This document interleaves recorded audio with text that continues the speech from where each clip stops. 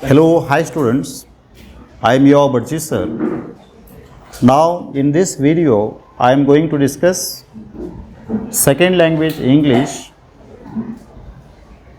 question paper of April 2023.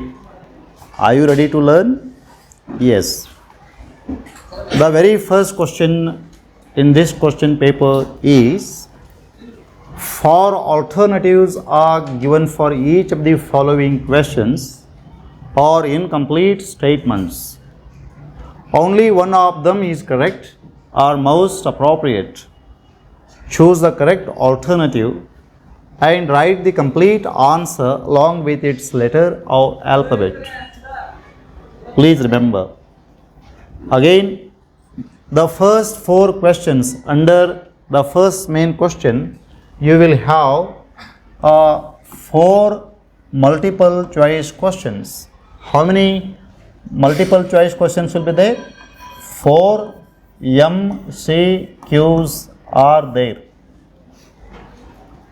Whenever you come across multiple choice questions, a little care has to be taken. You have to be careful. If you make a little confusion or if you have a little doubt, you may choose the wrong answer. Then you have to suffer 1 mark. You have to lose 1 mark. Okay, anyhow, let us try our best to solve this question paper. Choose the appropriate question tag for this statement. ಕೆಳಗಿನ ವಾಕ್ಯಕ್ಕೆ ಸೂಕ್ತವಾದ question tag ಆಯ್ಕೆ ಮಾಡಿ. So the statement is: Nimala tries to get good marks in the exam. Here, Nimala tries to get good marks in the exam. The sentence is, whether it is positive or negative, the sentence is positive. So the question tag required here is negative, right? So in order to make a question tag, we have to keep in mind three things. First, we have to see the sentence to know whether it's positive or negative. We came to know it's positive.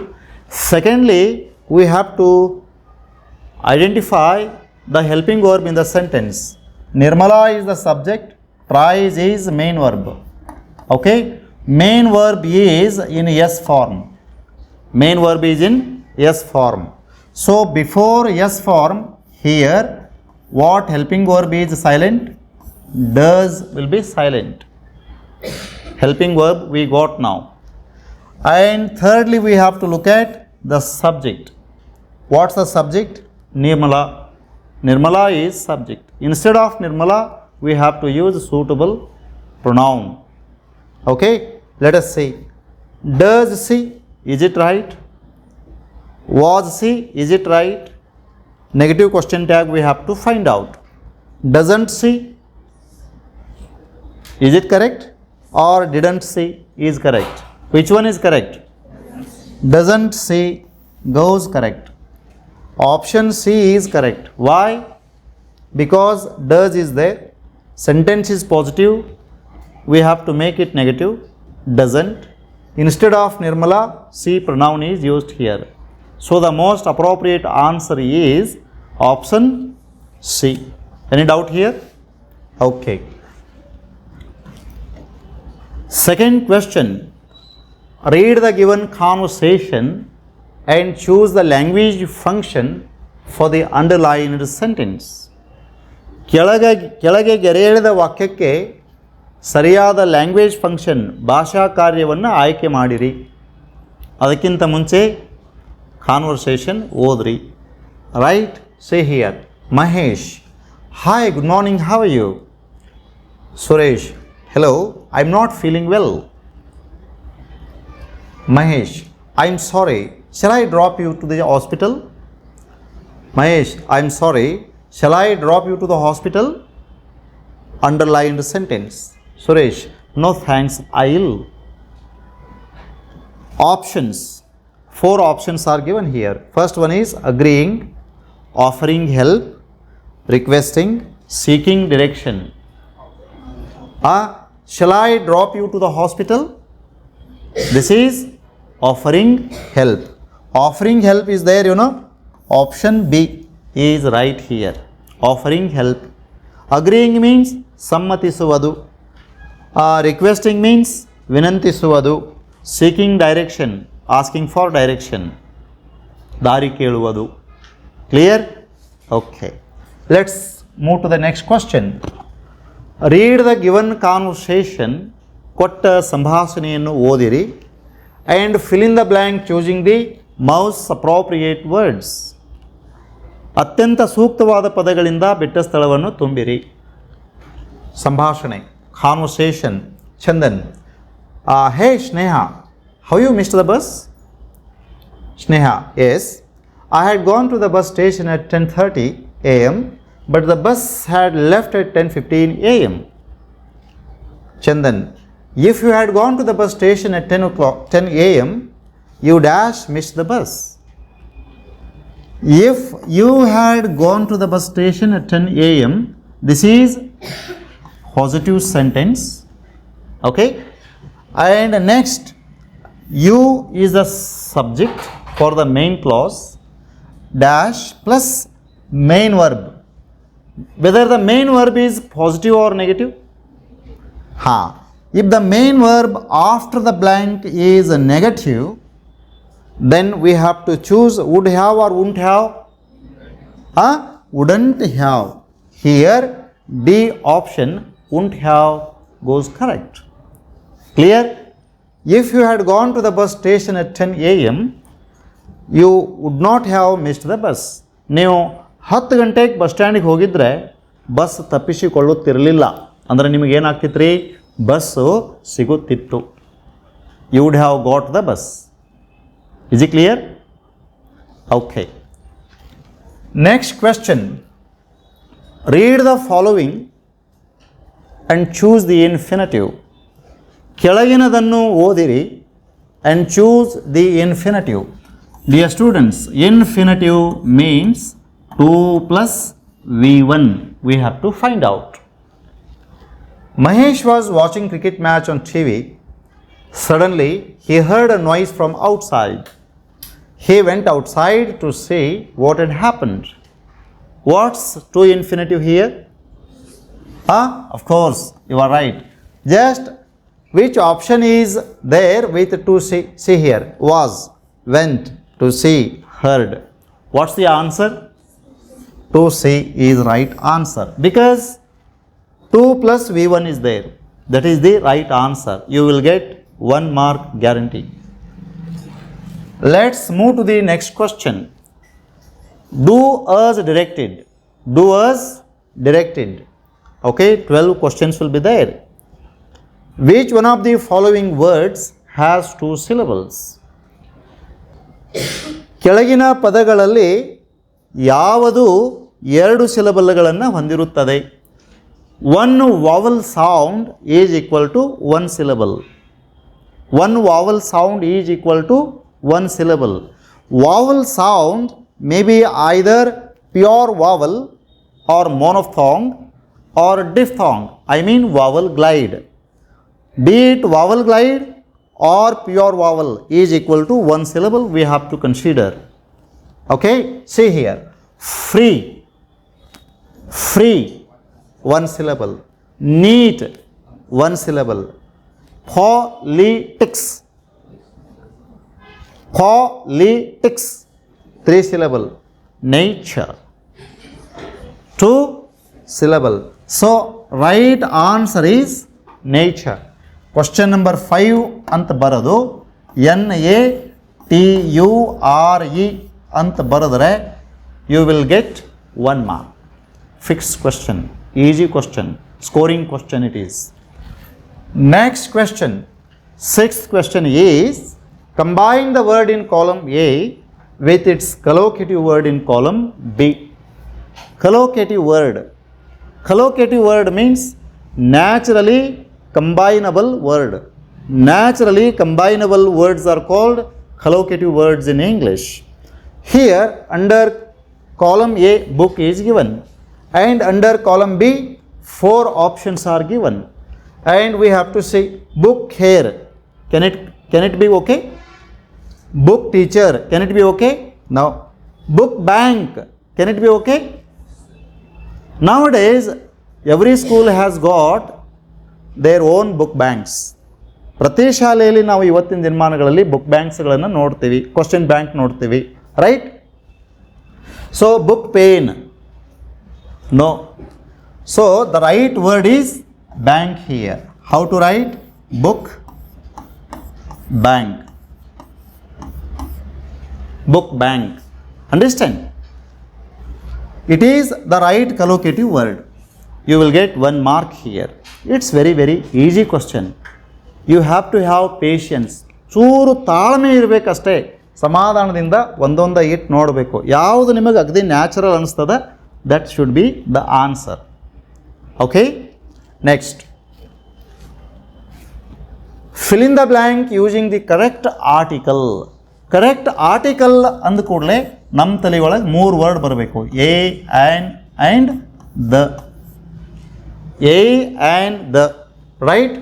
Say here, Rajesh is dash NCC student. ಬಿಟ್ಟ ಸ್ಥಳ ಆದ ನಂತರ ಇಲ್ಲಿ short form ಅದ. ಏನದ ಹೇಳ್ರಿ?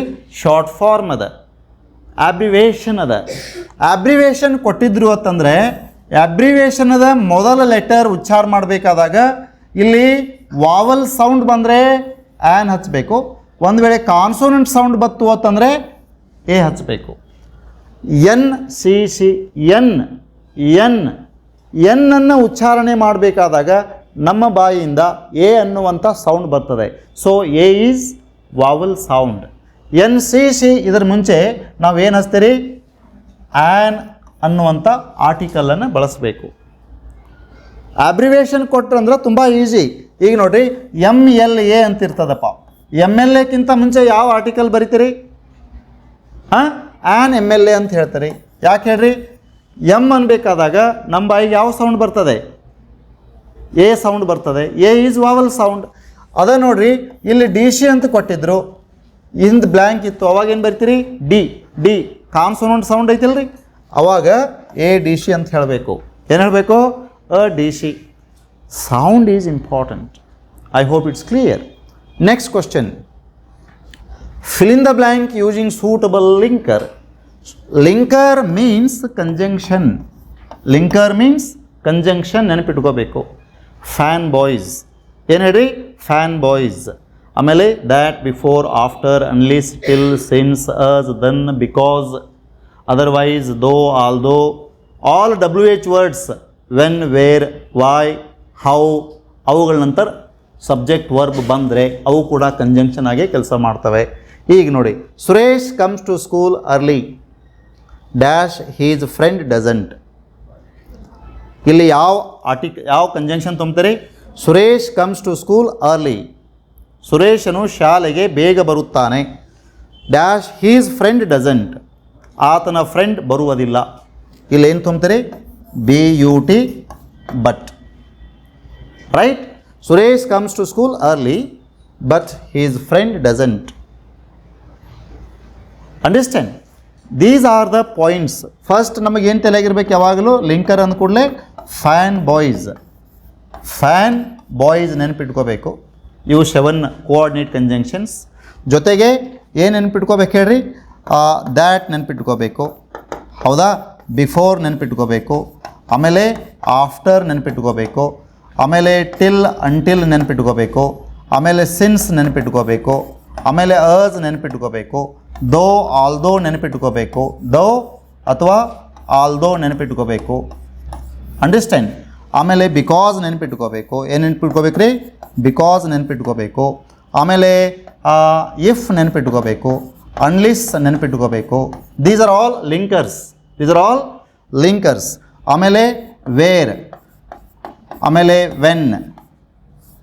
Understand? ಆಮೇಲೆ which. Right? ಇವುಗಳ ನಂತರ ಏನು ಬರಬೇಕು? ಎಟ್ಸೆಟ್ರಾ. ಇವುಗಳ ನಂತರ ಏನು ಬರಬೇಕು ಹೇಳ್ರಿ? ಸಬ್ಜೆಕ್ಟ್ ವರ್ಬ್ ಬರಬೇಕು. ಏನು ಬರಬೇಕು? ಸಬ್ಜೆಕ್ಟ್ ವರ್ಬ್ ಬಂದರೆ ಅದು ಕಂಜಂಕ್ಷನ್ ಆಗಿ ಕೆಲಸ ಮಾಡ್ತದೆ. Any doubt here? Please remember. Shall we go to the next question? Fill in the blank with appropriate preposition. Appropriate preposition, ಸೂಕ್ತ ಪ್ರೆಪೊಸಿಷನ್ದಿಂದ ಬಿಟ್ಟ ಸ್ಥಳ ತುಂಬಿರಿ. Sudha is working dash a company. Sudha is working at a company, in a company. ಹಾಂ, Sudha is working in a company.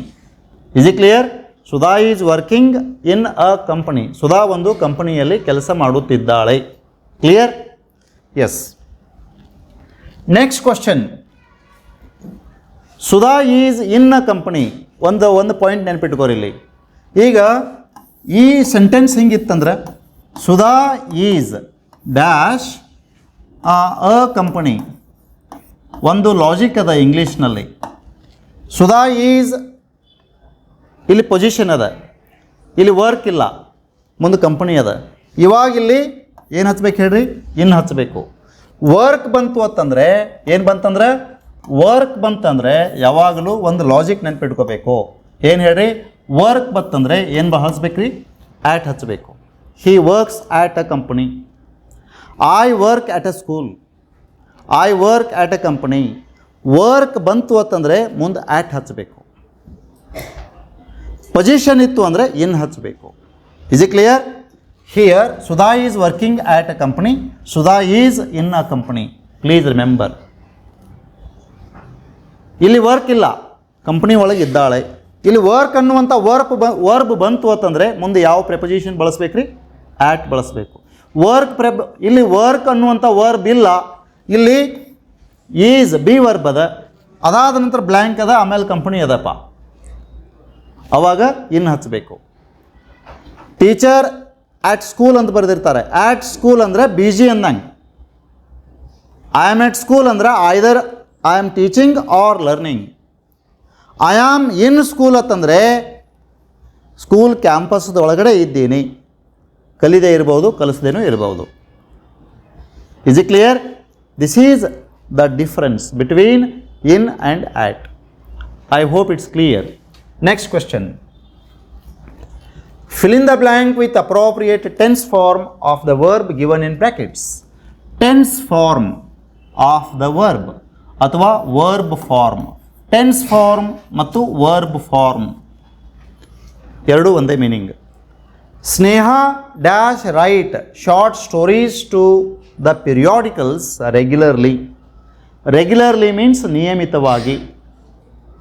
Regularly means ನಿಯಮಿತವಾಗಿ. Daily means ದಿನಾಲು. It indicates present tense. ಏನು ಸೂಚಿಸ್ತದೆ? ಪ್ರೆಸೆಂಟ್ ಟೆನ್ಸನ್ನು ಸೂಚಿಸ್ತದೆ. ಈಗ ಸ್ನೇಹ ಸಿಂಗ್ಯುಲರ್ ಅದ, ಮುಂದೆ ರೈಟ್ ಅನ್ನುವಂಥ ವರ್ಬ್ ಅರಿಜಿನಲ್ ಫಾರ್ಮ್ನಲ್ಲಿ ಅದ. ಇದರ ನಂತರ ಬಳಸಿದಾಗ ಏನಾಗುತ್ತೆ ಹೇಳ್ರಿ? ಏನಾಗುತ್ತೆ? ರೈಟ್ಸ್. ಎಕ್ಸಾಕ್ಟ್ಲಿ. ಇಲ್ಲಿ right becomes rights. Any doubt here? Is it clear? ಹಾಂ. Next question. Identify the part of speech of the underlined word. Identify the part of speech. Part of speech. ಮಾತಿನ ಭಾಗವನ್ನು ಗುರುತಿಸಿ. ಮಾತಿನ ಭಾಗಗಳು ಅಂತಂದರೆ noun, pronoun, adjective, verb, adverb, preposition, conjunction and interjection. Right? The stories are told interestingly. The stories are told interestingly. How the stories are told? Interestingly. Here ly is there. And what kind of part of speech is it? Whether it is noun, adjective or adverb? Adverb. Absolutely. Your answer is correct. ADVERB. Adverb. Adverb describes the manner. Adverbs describe place. adverb describe time. ಆಡ್ವರ್ಬ್ಗಳು ಏನೇನು ಹೇಳ್ತವೆ ಹೇಳ್ರಿ? ಸಾಮಾನ್ಯವಾಗಿ manner ಹೇಳ್ತವೆ. ಒಂದು ಕಾರ್ಯ ಹೇಗೆ ನಡೀತದ ಅನ್ನುವಂಥದ್ದನ್ನು ಹೇಳ್ತದೆ ಮ್ಯಾನರ್. ಆ್ಯಂಡ್ ಒಂದು ಕ್ರಿಯೆ ಎಲ್ಲಿ ನಡೀತದ ಅನ್ನುವಂಥದ್ದನ್ನು ಹೇಳುವ ಪದಗಳೆಲ್ಲ ಆಡ್ವರ್ಬ್ಸ್ ಆಫ್ ಪ್ಲೇಸ್. ಆಮೇಲೆ ಒಂದು ಕ್ರಿಯೆ ಯಾವಾಗ ನಡೀತದ? ಆಡ್ವರ್ಬ್ಸ್ ಆಫ್ ಟೈಮ್. ಒಂದು ಕ್ರಿಯೆ ಎಷ್ಟು ಸಲ ನಡೀತದ? How many times. ಫ್ರೀಕ್ವೆನ್ಸಿ, ಎಷ್ಟು ಸಲ ನಡೀತದ, ಅದು ಕೂಡ adverb. Regularly, daily, monthly, yearly, weekly, ಅವು ಕೂಡ ಏನಾಗ್ತವೆ? ಆಡ್ವರ್ಬ್ಸ್. ಆ್ಯಂಡ್ ಯಾಕೆ ಆ ಕ್ರಿಯೆ ನಡೀತದ? Why, reason. Understand? Why means reason. ಆ ಕ್ರಿಯೆ ಯಾಕೆ ನಡೀತದ ಅನ್ನುವಂಥದ್ದನ್ನು ಹೇಳುವ ಪದ ಯಾವಾಗಲೂ ಅಡ್ವರ್ಬ್ ಆಗುತ್ತೆ. Please remember. ಆಮೇಲೆ ಒಂದು ಕ್ರಿಯೆ ಎಷ್ಟು ಪ್ರಮಾಣದಲ್ಲಿ ನಡೆಯುತ್ತದೆ, ಡಿಗ್ರಿ. ಒಂದು ಕ್ರಿಯೆ ನಡೆಯುವ ಪ್ರಮಾಣವನ್ನು ಸೂಚಿಸುವಂಥ ಪದ ಕೂಡ ಯಾವಾಗಲೂ ಅಡ್ವರ್ಬ್ ಆಗುತ್ತೆ.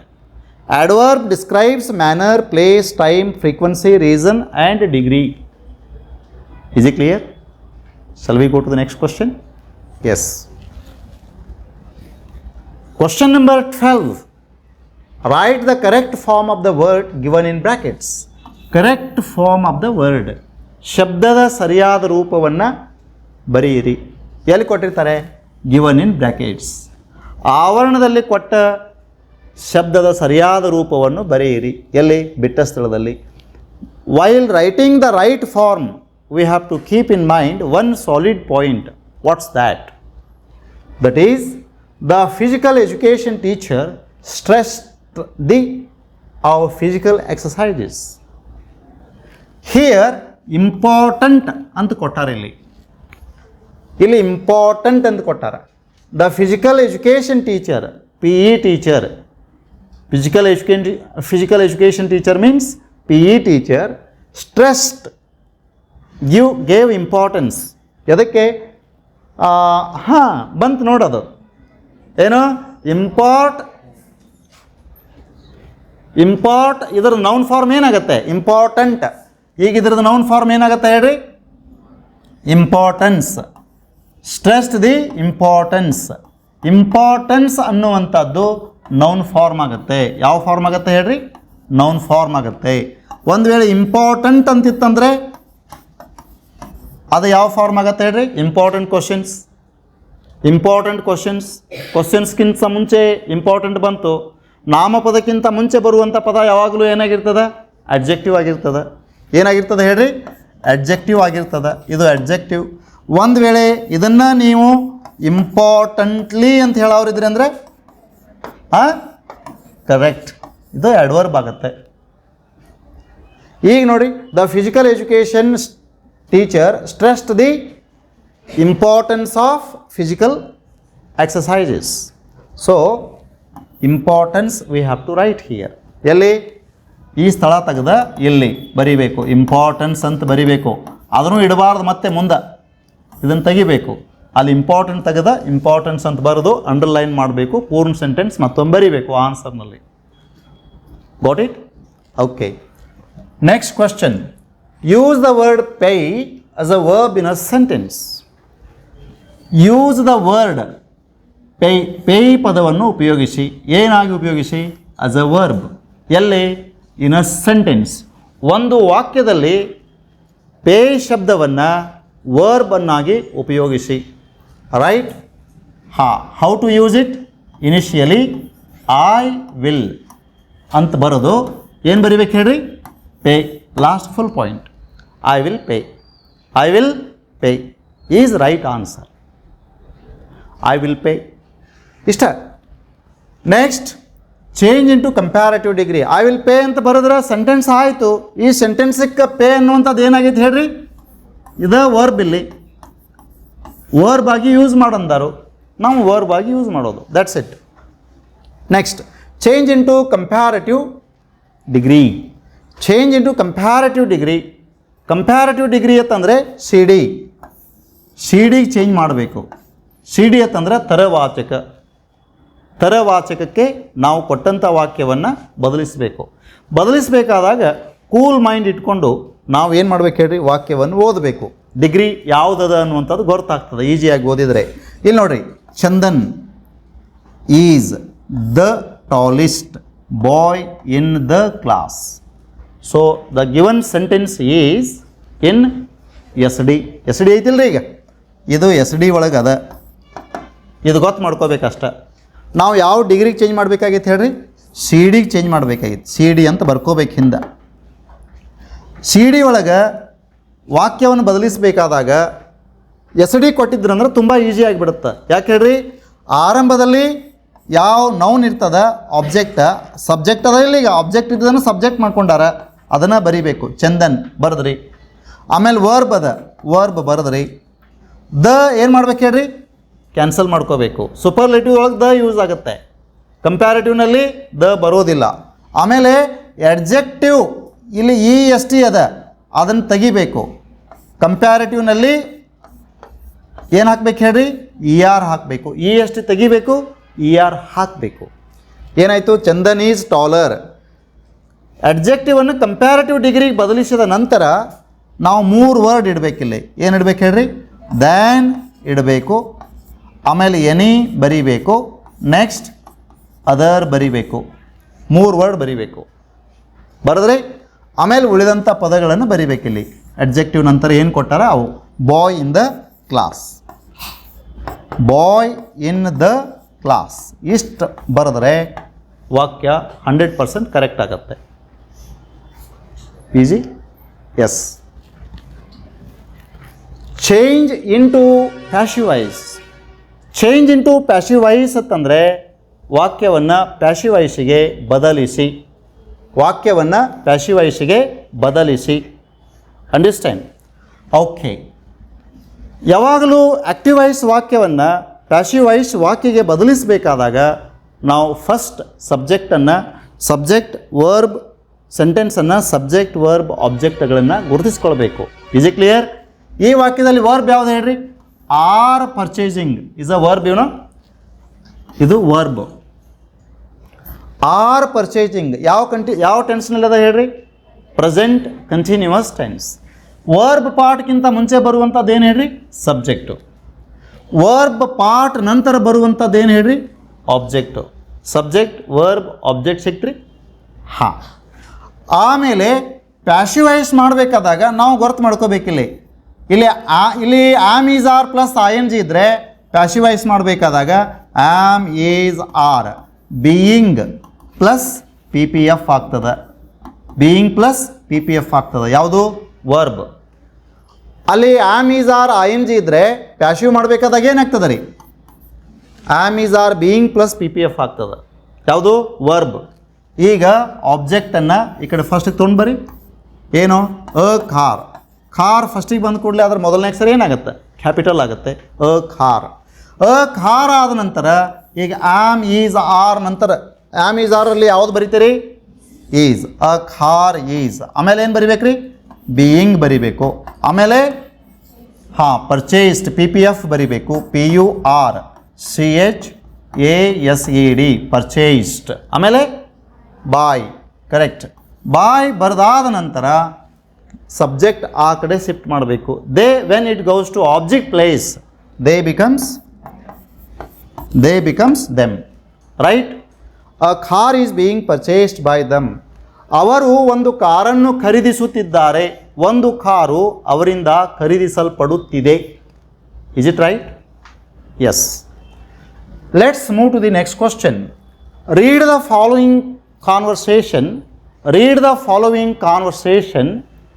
and change the underlined sentence into reported speech. ಕೆಳಗಿನ ಸಂಭಾಷಣೆಯನ್ನು ಓದಿ ಕೆಳಗೆ ಗೆರೆಯಿಡದ ವಾಕ್ಯವನ್ನು ರಿಪೋರ್ಟೆಡ್ ಸ್ಪೀಚಿಗೆ ಅಂದ್ರೆ ಐ ಡಿ ಎಸ್ನಲ್ಲಿ ಬದಲಿಸಿ ಅನ್ನಂಗದು. ಕೆಳಗಿನ ಸಂಭಾಷಣೆ ಓದಿ ಕೆಳಗೆ ಗೆರೆಯಿಡದ ವಾಕ್ಯವನ್ನು ಐ ಡಿ ಎಸ್ಗೆ ಬದಲಿಸಿ. Are you getting? Yes. Pavitra: Hello Kusma, how are you? Kusma: Hi, I'm not feeling well. Hi, I'm not feeling well. I'm not feeling well is underlined. We have to change the underlined sentence into reported speech. Reported speech change ಮಾಡೋಕ್ಕಿಂತ ಮುಂಚೆ ಏನು ಕೊಟ್ಟಾರ ನೋಡ್ರಿ? Kusuma told ಪವಿತ್ರ. ಇಲ್ಲಿ speaker ಕೊಟ್ಟಾರ, reporting verb ಕೊಟ್ಟಾರ, ಆಮೇಲೆ spoken to ಕೊಟ್ಟಾರಿಲ್ರಿ. ಅವರ ನಾವೇನು ಬರಿಬೇಕಾಗಿತ್ತು ಅವರ ಅರ್ಧ ಕೊಟ್ಟಾರ. ಈಗ ಇಲ್ಲಿ ಇದು ಅಸರ್ಟಿವ್ ಸೆಂಟೆನ್ಸ್ ಆಗಿರೋದ್ರಿಂದ ಲಿಂಕಿಂಗ್ ವರ್ಡ್ ಏನು ಬಳಸ್ತೀರಿ? ದ್ಯಾಟ್ ಬಳಸ್ತೀರಿ. ಏನು ಬಳಸ್ತೀರಿ? ದ್ಯಾಟ್. ಆಮೇಲೆ ಆಯ್ ಯಾರನ್ನು ಸೂಚಿಸ್ತದೆ? ಕುಸುಮ. ಹಾಗಾದರೆ ಆ ಇದ್ದದ್ದು ಏನಾಗುತ್ತೆ ಹೇಳ್ರಿ? ಸಿ ಆಗುತ್ತೆ. ಆಮೇಲೆ ಆಮ್ ಈಸ್ ಆರ್ ಇದ್ದರೆ ವಾಸ್ ವೇರ್ ಆಗುತ್ತೆ. ಕ್ಲಿಯರ್? ನಾಟ್. Feeling well. ಇಷ್ಟು ಮಾಡಬೇಕು. This is your complete answer. ನೀವು ಇದನ್ನು ಪೂರ್ಣ ಬರಿಬೇಕು. Kusuma told Pavitra that she was not feeling well. ಇಷ್ಟು ಆನ್ಸರ್ ಶೀಟ್ನಲ್ಲಿ ನೀವು ಕಂಪ್ಲೀಟ್ ಬರೀಬೇಕು. ಈಗಾಗಲೇ ನಿಮಗೆ ಆ ಕ್ವಶನ್ ಪೇಪರ್ದೊಳಗೆ ಇಷ್ಟು ಕೊಟ್ಟಿರ್ತಾರೆ, ಅದನ್ನೂ ಬರ್ಕೋಬೇಕು. ಅದರ ಮುಂದೆ ನಂತರ ನೀವೇನು ಬರೀತಿರಲ್ಲ ಆನ್ಸರ್ ಅದನ್ನೂ ಬರೀಬೇಕು. Then you will be given 1 mark. That's the way to write an answer. Can you? Yes. 17th question.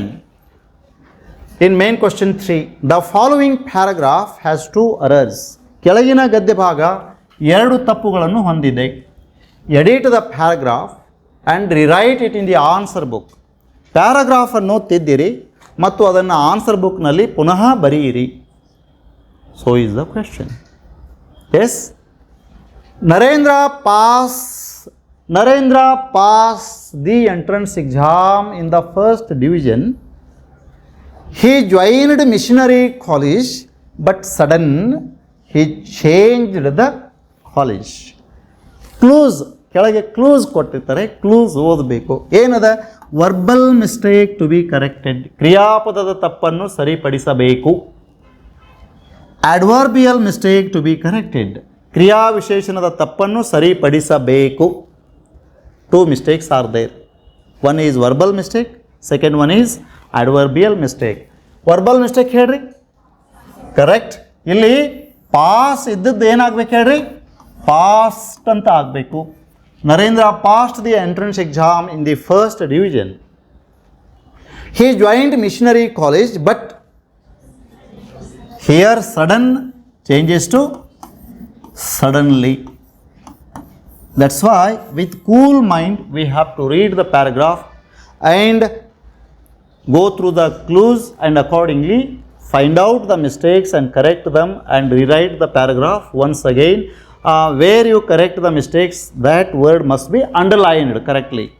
That's the way to write this answer. It carries how many marks? 2 marks. Any doubt here?